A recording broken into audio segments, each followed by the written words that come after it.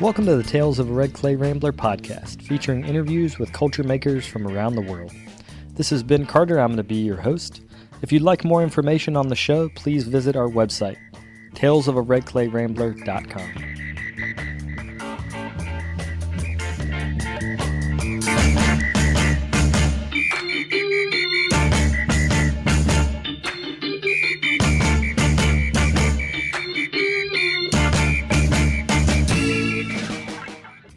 Welcome back to episode 420 of the podcast. Thank you all for tuning in.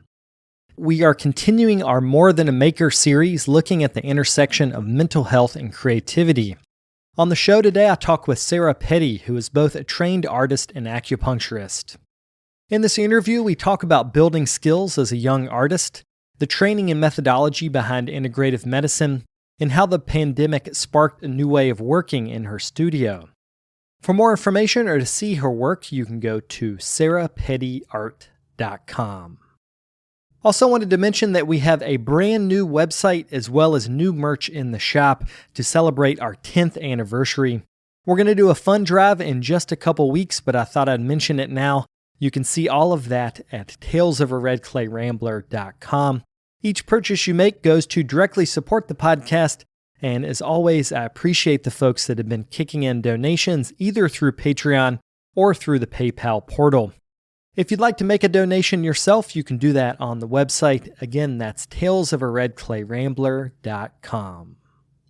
Without further ado, we'll get to the interview.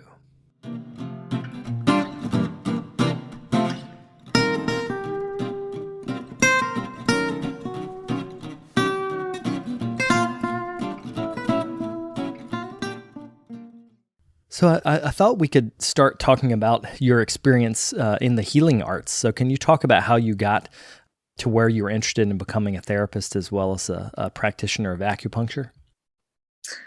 I was in college when I first received acupuncture. I was, before college was sort of the first time that I had freedom and I had my own space outside of my family. And growing up, my childhood wasn't really all that great. And I didn't have room to kind of be with my own feelings.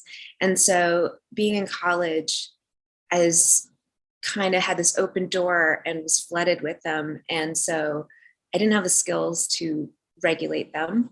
And I was burning bridges left and right, just really had no emotional regulation and, connection to myself, really. And so after a near attempt suicide, a roommate stopped me. He suggested he knew a friend at the time that was going to school for acupuncture. I was in Maryland for school, Maryland Institute College of Art. And so his friend was a student of this acupuncture school that I would end up going to eventually. And that school, you have to find your own patients to treat in your student clinic. And that's kind of unique. Usually they supply them. And so I reached out to this person and became their client. And I didn't have money at the time, but I figured out a way to go once every week. And after 3 months, I was just so transformed and had so much more space inside my body to be with my feelings and be more connected to myself and grow as a person. I feel like I matured a lot, and it was such an incredible experience. And so I continued to see them as I was going in school. And at that time, art school for me was learning a craft, focusing on painting skills and drawing skills, and eventually figurative sculpture. And I felt like it was very self-absorbed, or it wasn't about community. It wasn't about anything but just learning this craft that felt kind of empty to me at the time. I didn't really understand. I wasn't exposed to community arts programs very much, um, and I just felt like I needed more meaning in my work, in my direction of life. And then it was great because at that time, my practitioner said, I could see you doing this. And I said, oh, okay, yeah, sure. And, but I gave myself a year to think about it. And I read this book by Lonnie Jarrett on acupuncture. And I was still really interested and curious about it. So that's when I signed up for my grad school program that was also in Maryland. At that time, it was called Thai Sophia, and it was a 3-year grad school acupuncture program. And then from there, after graduating, getting some jobs and having my own practice, I started working with veterans. And working with veterans, I was like, okay, there's something I'm missing. I need to understand trauma more. And so from that place, I found Somatic Experiencing, which is it's a modality created by Dr. Peter Levine. Basically, it's a method of working with the nervous system, and it's a method to help like psychotherapists be able to work with the body in tandem with the mind. So that's how that was created. So Somatic Experiencing, I started going down that rabbit hole. I did 3 years of the core program, and then I did 2 years of Somatic Experiencing Touch. And then I did a year of Somatic Experiencing in utero to your first 5 years, learning how to track and support someone's nervous system at whatever space in their body they are along their life's timeline. And so I really hit that hard. And then I most recently completed a 60-hour course on somatic experiencing and attachment theory. And funny enough, years before, like probably the past 6 years, I've really been using attachment theory and other modalities that I've picked up with somatic experiencing. And then here was this course on it. So I was like, okay, great. Let me get, a certification in this thing that I've been doing for a while. But also it was taught by really brilliant practitioners. And they helped even broaden my understanding of attachment, even through not just the traditional theory that was created primarily in the 1950s, but also expanding it to communities, not just your family or, in the house, but in our communities, our attachment relationships, and to the land, our attachment relationship. So that's where I've been so far. There's a couple things I want to unpack here. Can you explain the philosophy behind acupuncture in terms of qi, explaining what that is, how it moves through the body, and then how you as a practitioner might access that to help the patient make a breakthrough? Yes. So I am really proud that I went to a 5-element acupuncture school, which is rooted in Taoism. And it's a very, very small percentage of the country that has the 5-element. And so this school was really outside of book learning. It was experiential. And so, we use our senses. We listen to how the person is speaking, because there's certain speech patterns that can tell us when they're in fear or when they're in grief or when they're in anger, and all these different things. And then smell, like opening the door and getting that first whiff of their smell can tell us, like, again, grief, anger, sadness, worry, all these things. We had this one exercise where we had to wear a t-shirt, to bed, like the same t-shirt for a week, and, bring them in with our plastic bags and then pass them around to one another to kind of learn, like, how to sense that energetic smell. And we had a class on it was for every season. So we would have a communion with nature for every season, and we would just go out and be in nature, because that's what I love, is the Taoist science came from our exterior environment first. I feel like with Western medicine, it's very much, looking through the microscope and really kind of compartmentalizing and scrutinizing these details. And the Taoist philosophy and science is really looking outward and then noticing the patterns in our environment and how they're actually happening inside us. And so it's like the trees, our lungs, and, our whole environment is, makes up what's also inside us. So with every season, we would notice the energy shifts and experience that. And kind of, you could kind of tell when someone's sort of like a rigid, gnarly cherry tree, or like a babbling brook, or, like these people have these energies. So I really appreciate that. So all using our senses and then taking the pulse, of course, interviewing them, we start to get a sense of this complex matrix of, these relationships. The 5 elements are really about the interrelationships of all of these dynamics that happen day to day, season to season, year to year.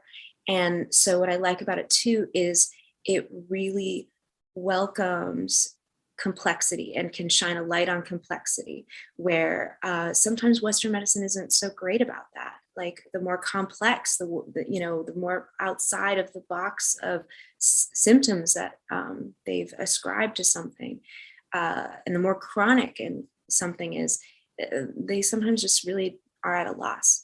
So I really appreciate the 5-element model for that. I find that my greatest skill is on many levels, deeply learning who someone is and how they are. What strikes me as you're talking about this is that people often will talk about this as traditional medicine, but a lot of this is common sense relationship medicine. You know what I mean? Like we know this from our experience. When your brother or your mother or your boyfriend, girlfriend, when they come into the room and they're amped up, you tell. And actually, usually you get amped up when they get amped up. So this sense of reading body language as a starting point for medicinal healing, it just makes a lot of like common sense. Can you draw a connection though between the concept of qi and working with that and the central nervous system? Like, how do those things overlap?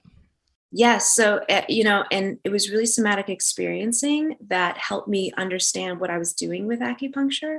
So, in acupuncture school, they would say, that the body is wise and your symptoms are your teachers. And so it's sort of that attunement with your body and listening, and that they would talk about how self-regulating it is. And the yin and yang, and, these kind of energies. And so I'll first talk about qi. So qi being the life force, the Chinese character for qi is really a picture of a rice pot with a lid and steam coming out. And so it's like that energy of the rice pot, like manipulating the movement of the lid.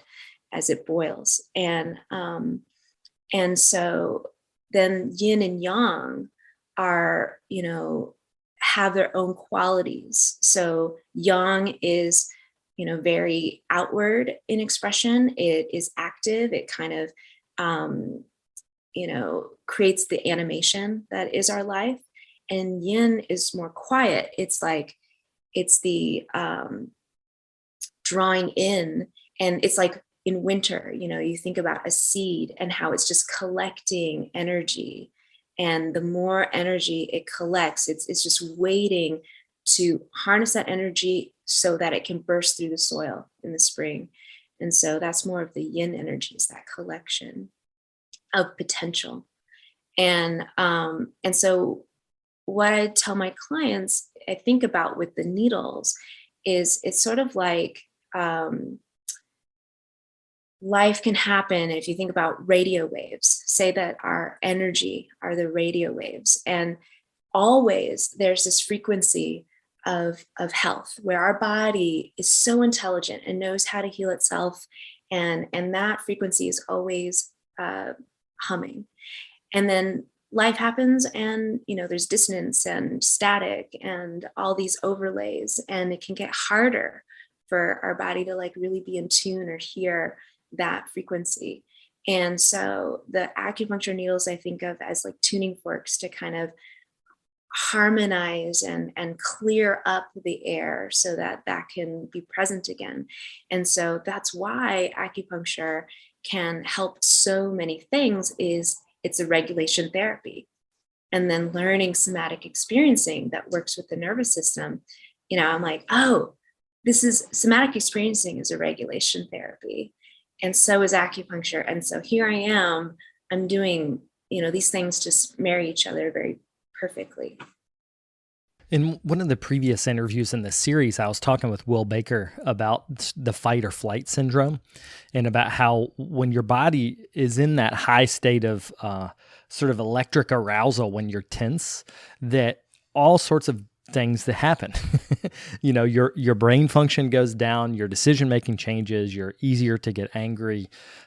So can you talk about how these types of treatments can reduce that fight or flight sensation? So you, as you said, that you can get to a frequency of healing, but also a frequency of calm, or of a sense of self-possession, like I'm all right with myself. Can you talk about how this affects that?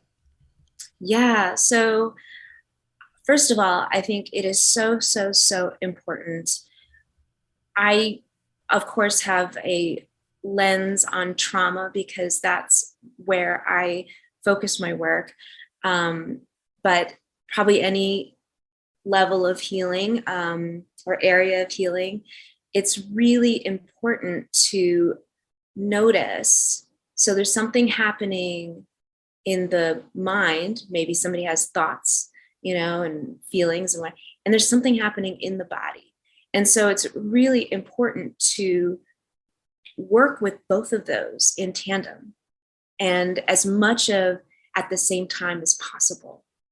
And so that's what I do is, and I love that I first came from an Eastern perspective, where in the Taoist medicine, it is always mind, body, and spirit.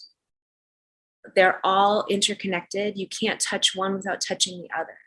And so that acknowledgement was really, really helpful in moving forward, in that sometimes I feel like the West really divides those things, and that there's been an emphasis on the mind and not so much about the body, that it's really past 30 years or so that the body has been taken seriously as a big component to healing.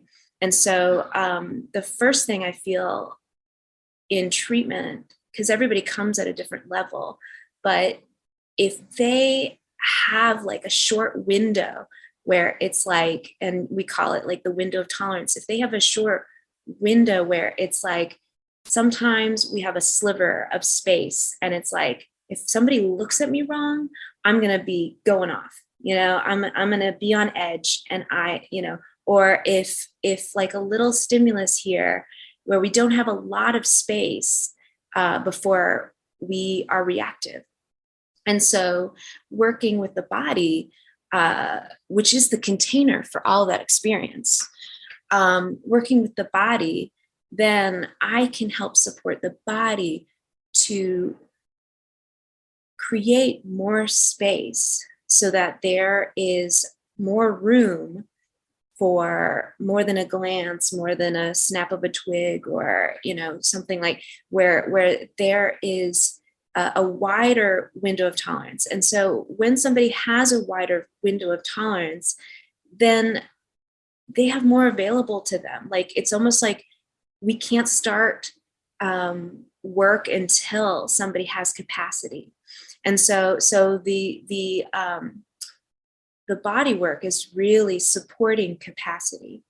And so then when there's a certain level of capacity, then also usually that works in tandem where there's more trust with the practitioner, And so what I'm really also focusing on is, how can I help someone feel safe and secure and curious about going to some places that feel like edges.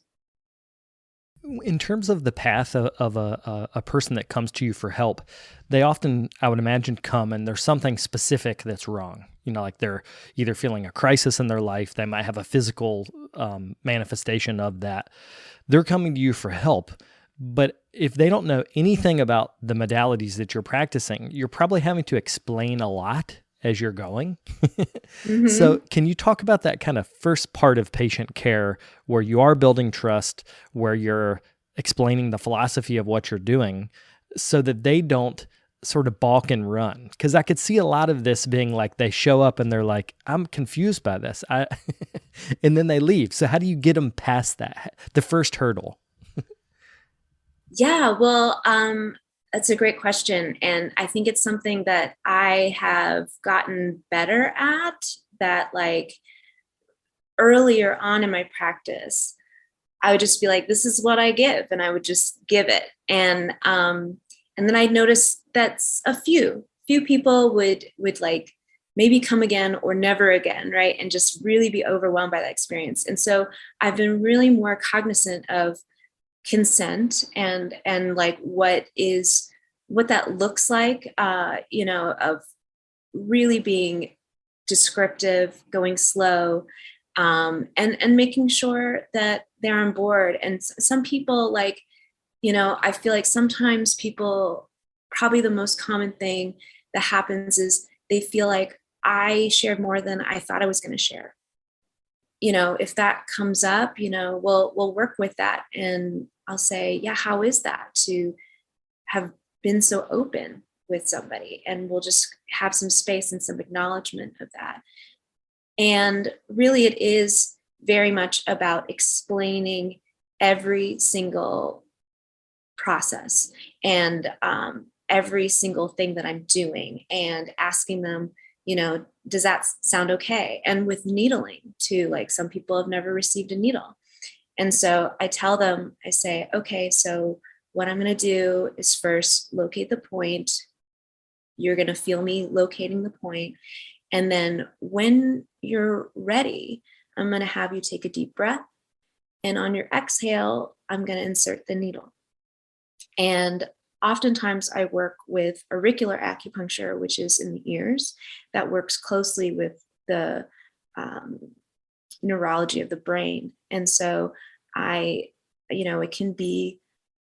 it's a different thing to be needled in the ears than in the body. So I say to them, if that feels okay to you, if you feel like you can try that, let's go there. And then we'll do one needle and we'll see how that goes. And you can let me know how that feels. So it's really like, it really is trying to attune to the person. And everyone is different.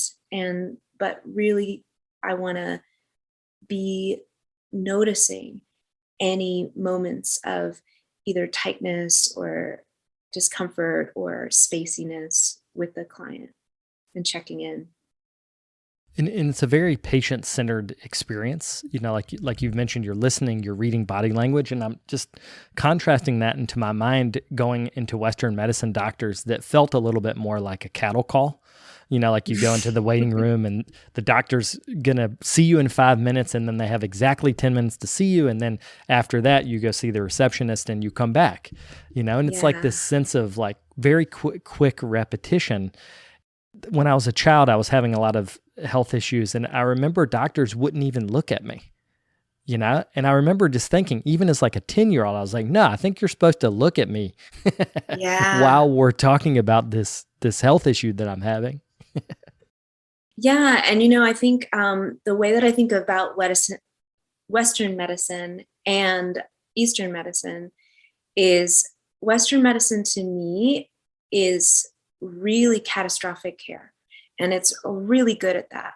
If I break my arm, thank God for Western medicine. There is a real, but Eastern medicine is better at the chronic care, in my opinion, in my experience, that it really is always looking deeper and deeper at what is the root cause. How did this begin to manifest in the body, and to support that place. So that's why it's so helpful. I was doing a little bit of research on the website for the school that you went to. I think it's now called the Maryland University of Integrative Medicine. Is that right? Integrative health, I think, MUIH. Yes. Yeah. Exactly. Integrative health.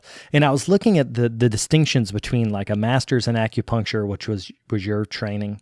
And then there's like a doctor of acupuncture with specific training in Chinese medicine in terms of herbal medicine, prescribing herbal medicine.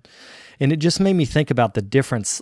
Can you explain like how much from what you do is acupuncture? And then are you allowed to, or do you prescribe herbal supplements as well? Or is that a different training?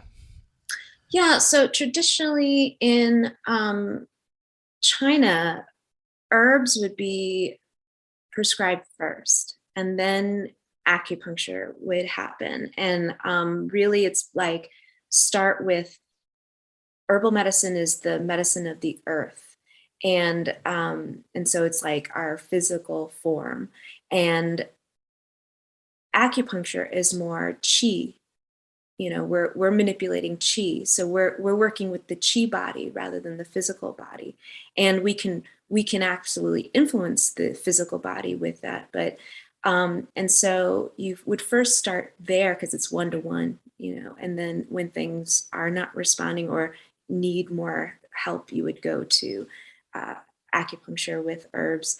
And I that's just traditionally, I think that really understanding these medicines and what they can do, you don't have to really compartmentalize them the way they traditionally have. And so with herbs, I did take I audited a few classes and then took a course in Vermont, Spirit of Herbs, with this brilliant woman. I can't remember her name right now. Anyway, she would talk about the spirit of herbs. Herbs are its own thing. Like it's like, so the information for acupuncture is there's a lot, there's location, there's the spirit of the points, there's the function and all that. They have a lot of information. There's 365 body points on the body plus 40 or so extra points. So there's a lot. But with herbs, it's like just so much. It's and what I found was it's like, just like anything, they have different energies. And I think they attract different people. And so it's an earth medicine, this, and so earthy people, they love to understand, and they love to be understood, and like they will exhaust themselves with information. And so I can understand that being really alluring, that there's just so much that you can chew on, right? And so it just, what I realized was I want to master something. And so I noticed, like, because I had the option of doing both, that if I went and tried to straddle both of these things at the same time, that I felt like I would be watering down both of them. Yeah, and I was looking at the educational requirements for the different degrees from the university, and it was really interesting because they listed things in thousands of hours. Like Yes. I don't know if you think about it this way, but you've had, I think in your degree was like 2,300 hours of this. And I was like, oh my God. I mean, think if we measured art school like that. Yeah. Yeah. What is it? The 10,000 hours to master or something. Yeah. Exactly. Yeah. Yeah. We'll be right back after a quick word from our sponsors. More Than a Maker is made possible by Blue Cross and Blue Shield of Montana, proud sponsors of Wellness for Makers. Blue Cross and Blue Shield of Montana is focused on building healthier communities through strategic investments to improve population health, increase access to care, and to make healthcare more affordable for all. For more information, please visit bcbsmt.com.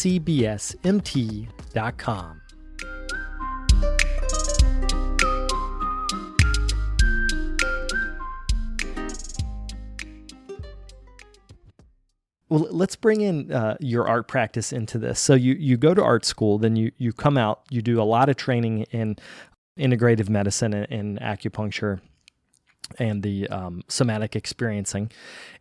Throughout this whole time, are you making art as well? Like, talk us through that. Yeah. It's really interesting. My last art project that I did for a while was for grad school. It was explore the 5 elements in some kind of activity, you know? And so I said, well, I'm going to explore it with painting. And because I also noticed that, oh my God, I will have no time to create during this master's, like at all. So I was like, I'm going to make this, you know, I'm going to find a space for this while I can. And so I looked at creating paintings to learn about the different energies. So with water, water has to do with fear. And so I was like, I need to be out of my comfort zone with these series of paintings. And I need to like really do something that scares me. And so I would go into a landscape at night and just like let my eyes settle and wait for my sight to come. And then I just stayed there for a while. And then the next day I would try to create a painting from memory from that experience. And all of that scared me because I was very much like, I paint from life. I see, you know, I have reference, you know, all that to stand on.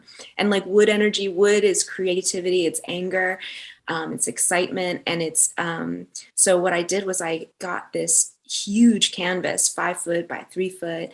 And there was this tree in my yard at the time. And I said, I'm going to give myself 6 hours to complete this humongous painting of this tree. And the energy was very much like I had to be decisive and I had to, you know, just, and so it just kind of, yeah. So that was the last art related thing that I did. Gosh, let's see. So that'd be 2006, 2014, in 8 years. And then I lost my person that I call dad in my life in 2014, April 2014. And I'd always been curious about ceramics. And I live near the Workhouse Art Center in Lorton, Virginia, and knew that they had classes. And so in June of 2014, I was like, all right, I'm going to take a class because I feel so awful and I just want to have something to distract me. And it was instantaneous, the connection I felt. It was so incredible and calming. And I don't know, like it was just so palpable, you know, literally. But, and I think what I've come to understand is for me, touching the clay helped me be more embodied in a way that painting didn't. Painting always felt intellectual for me. You know, I'm here's this 3D environment. At least I would say the kind of painting I was doing, which was, you know, referential or realism painting. uh, it's like, here's this 3D space and I'm converting it to a two-dimensional image.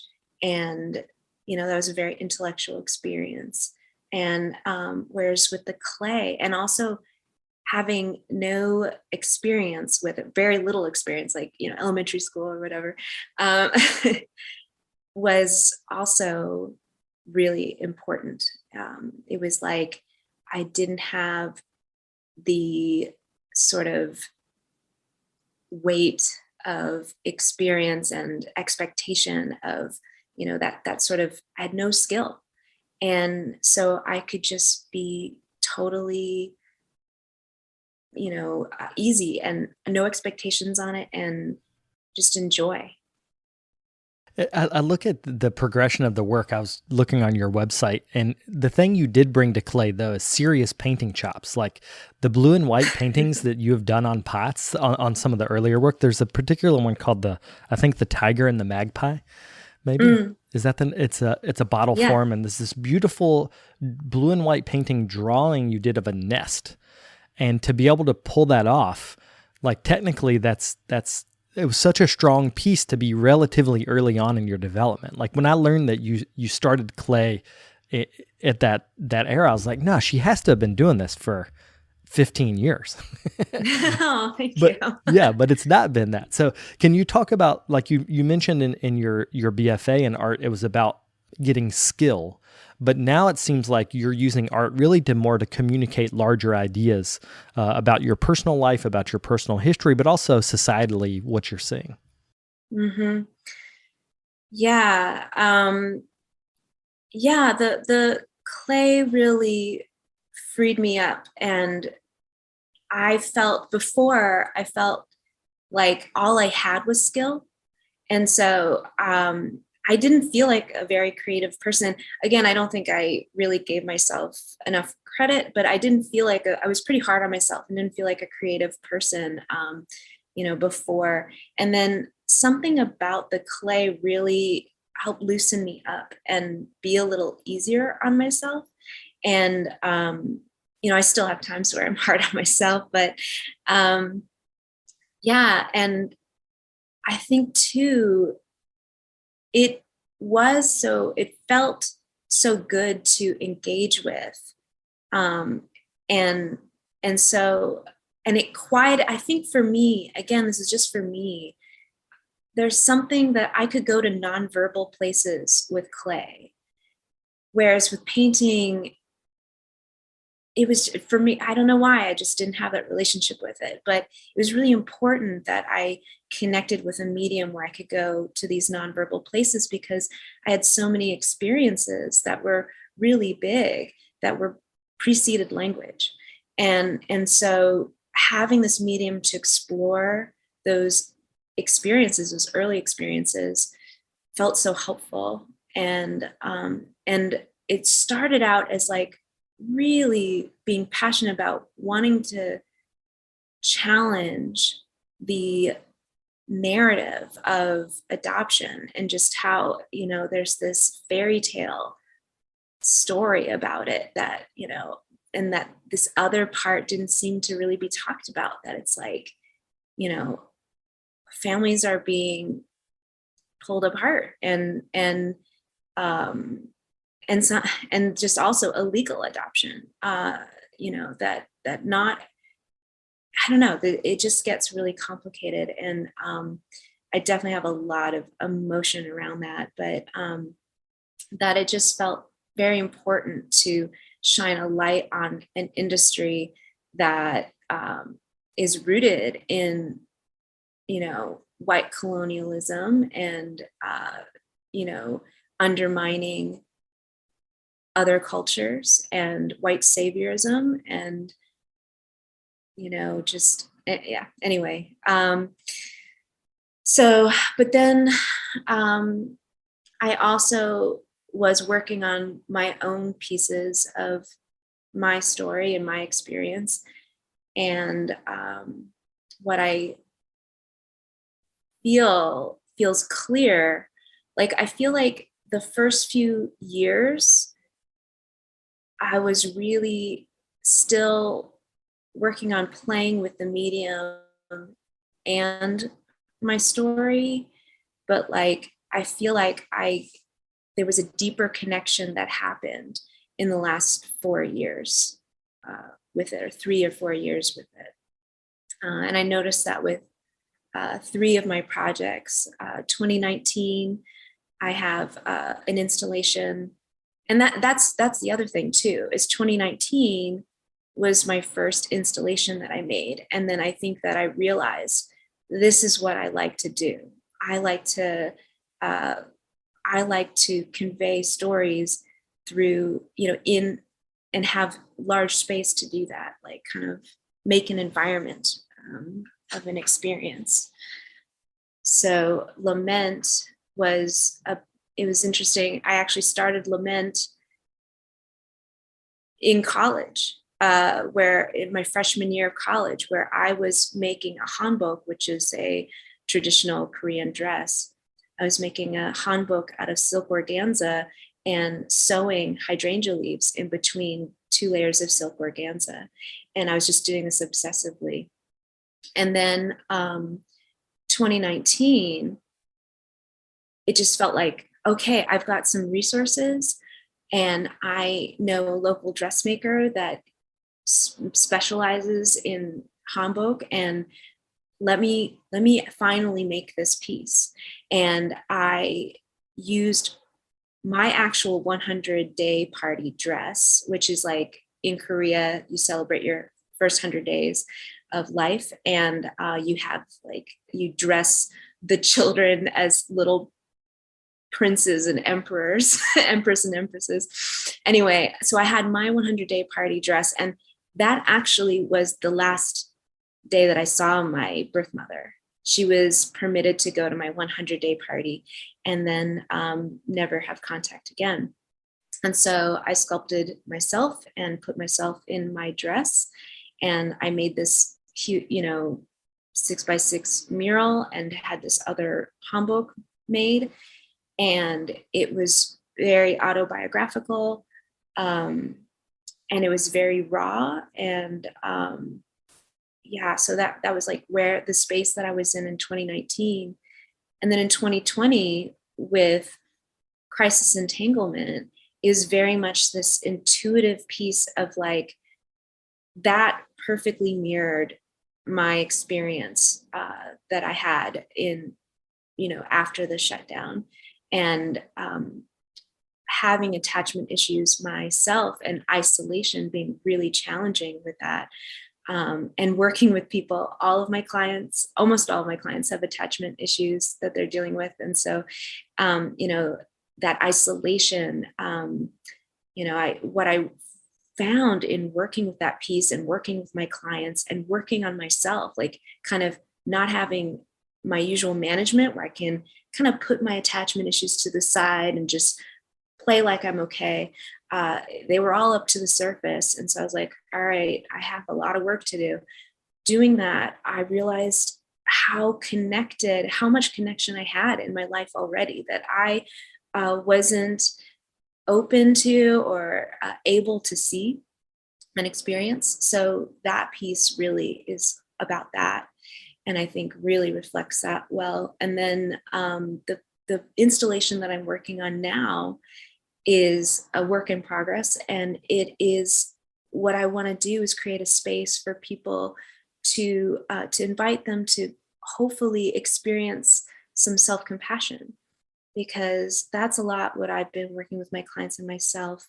And what I'd really love people, to have a space to invite some of that is to really have a relationship. That's what I've worked on, is a relationship with myself that is kind and, full of love as well. And so that's the kind of idea around my latest installation I'm working on. When we met for the first time, it was at Grounds for Sculpture, and you were showing Crisis Entanglement, which is we should describe that piece. It's a large, in this case, it was on a table, but it's like a tapestry of porcelain rings that have been sewn together with silk and I believe wire, maybe? That's right. And it's pretty big. I mean, there are images of you laying underneath it, and so it's physical body sized. But it's such a different approach to making and storytelling than lament. So lament is autobiographical. It's figure sculpture. You know, you're sculpting yourself at 100 days as an infant, and putting yourself into this larger installation. Crisis Entanglement, though, is so abstract comparatively. And you were writing about it on your website, and you talked about with that piece, it was more about intuition, like that you needed to go into the studio, trust the process, and you didn't say this, but let abstraction be the method of communication versus an autobiographical narrative. So can you talk about intuition and storytelling, like how those go back and forth for you? Yeah, that's a really good question. And I think that it's still one that I'm finding out for myself, but I never trusted myself or believed in myself enough to let my intuition work that way, to like let it be free. I always had a plan, and I always had sketches, and I always did research, and it had to be like rooted in something, and I had to be able to justify it. And what I loved, I mean, of course the pandemic has been so challenging and awful and all these things. Um, and it really pushed me to have this opportunity to, I couldn't relate to myself in the same way that I did before the pandemic. This experience just shook me, and continued to do that. And so this intuition, it in some ways was like, just, it was all that was available. It was just like, everything else felt like a block. Here I was trying to do my normal process, and figurative work felt daunting. All of a sudden I felt so vulnerable that I felt like totally insecure about moving forward at all. And so working, finding, just forcing myself to be in the studio and do this repetitive thing by rolling out a coil, pinching it closed, and, just over and over and over again. It's all I had, really. And I was like, it's either this or nothing. And so I have to just see this through and just hope that it does something or that it means something, or and really I think it's I'm glad that I'm really grateful for that project, because I think if I let it, I could really let in that I can trust myself and my instincts and my intuition. And visually, the images of you underneath the tapestry are so beautiful because the weight of the pandemic is shown through the weight of the object on you. And it's the sense of being covered, but also you can see it's porcelain rings that are tied together, so you can see through them, So it's like you're weighted down, but you're still experiencing the world metaphorically and, physically in the images. And it was just such a beautiful explanation of the pandemic, because it's weird. In this pandemic, it feels like everything has changed and nothing has changed. And so it's this weird, it's this weird thing. It's like, why is it so hard, even though it's just daily life? It's very confusing. Yeah, absolutely. And I think I was telling you just the experience of that performance, of just like how cold the porcelain was. It like what a shock it was in the beginning, and the weight, and like it being on my face and everything. And then like just settling in more and more, and it being more like a weighted blanket than something that was feeling so suffocating. Yeah, it was a really wild experience. Like the pandemic. So I'm interested in how you think about making art that is speaking to a problem in your life or an experience you've had versus a solution that you see to the human experience. So for instance, the installation you're working on now, you said like this is about generating compassion in the people that are experiencing the installation. Like that's very solution oriented. So can you talk about those two? Yeah, I think that I'm in a different space than I was before the pandemic.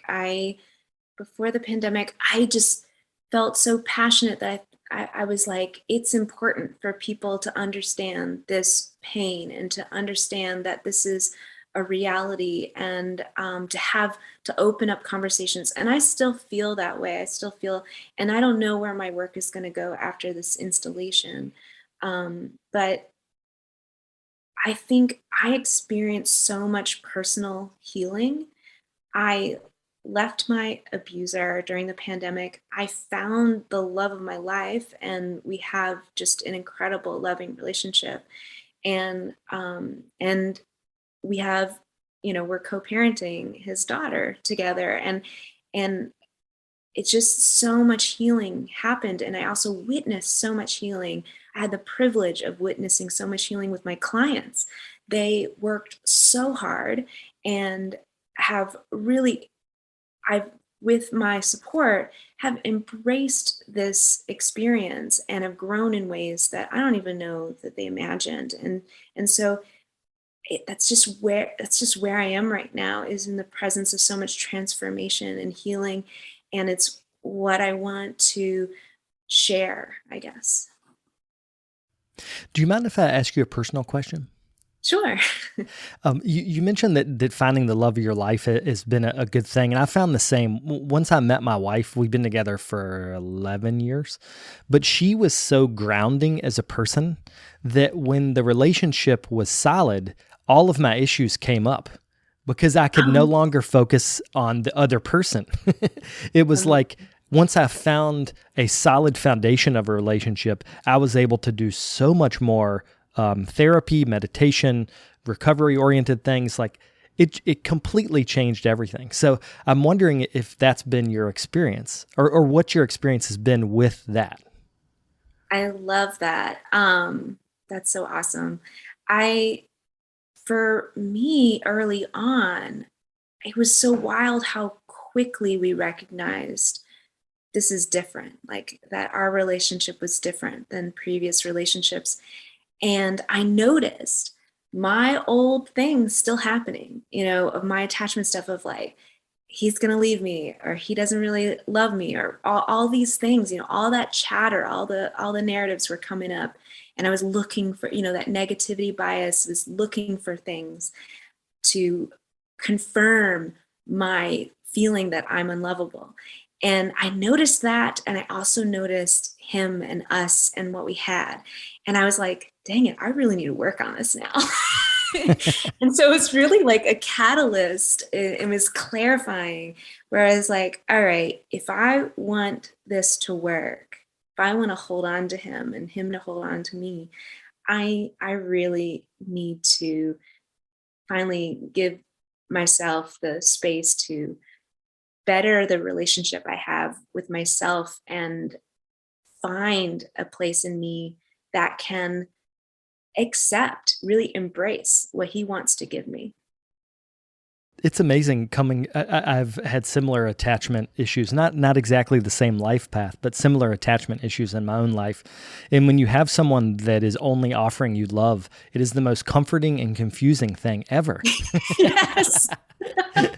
But it took me a couple years, and eventually I realized like this deep sense of knowing myself that I had never felt before. And at that point, when we met, I had been a daily meditator for years, 15 years maybe. I'd been in recovery for 20 years. Like a lot of stuff had happened, but there was something about that sense of coming home that I felt really amazing about. And going through this pandemic with my wife, it's been such a breath of fresh air. It has been a lot less stressful, I think, than maybe with other people, because it's like I get to see her every day. It's such a beautiful thing. Oh, that's awesome. It's beautiful. I agree. Mm. So to wrap up, can you plug your website so that people can see the work, and also your practice, so that if people are interested in talking more about that you could talk to them? Yes. My website for my art is sarahpettyart.com. And You can also find me on Instagram at Sarah Petty Art. And for my practice, I mean, you can just DM me on Instagram. I'd be happy to answer anybody's questions. Absolutely. Well, thanks so much. It's been a pleasure. Oh, thank you, Ben. It's been a pleasure.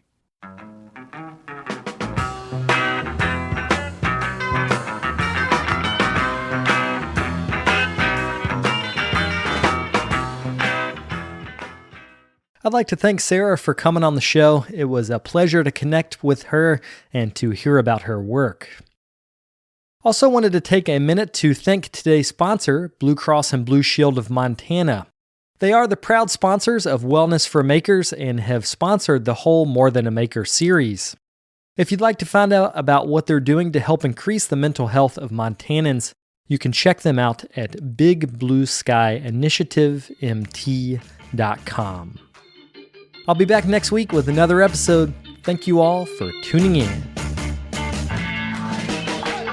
If you'd like more information on the artists on the show, or if you'd like more information about the workshops and events that I'll be having in the next couple months, you can follow me on Twitter, Instagram, and Facebook under Carter Pottery. Another great way to support the show is to leave me a comment on iTunes. To do that, search Tales of a Red Clay Rambler under iTunes Podcasts, and you'll find a page that's linked to our show. Thank you guys for the support.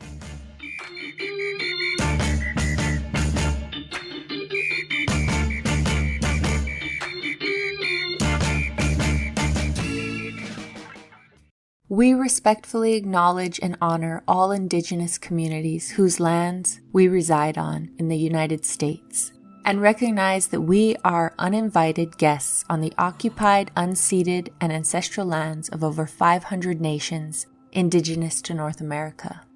By acknowledging and reflecting upon the contemporary lived experiences and histories of the Indigenous peoples here and globally, we may begin to take essential steps towards creating a more equitable world.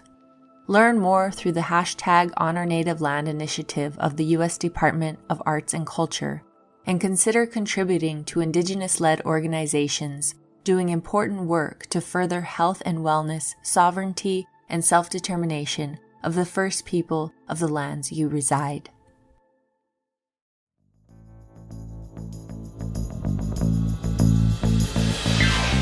This podcast is a production of the Brickyard Network, an extension of the Archie Bray Foundation for the Ceramic Arts. To find out more about our lineup of ceramic podcasts, visit brickyardnetwork.org.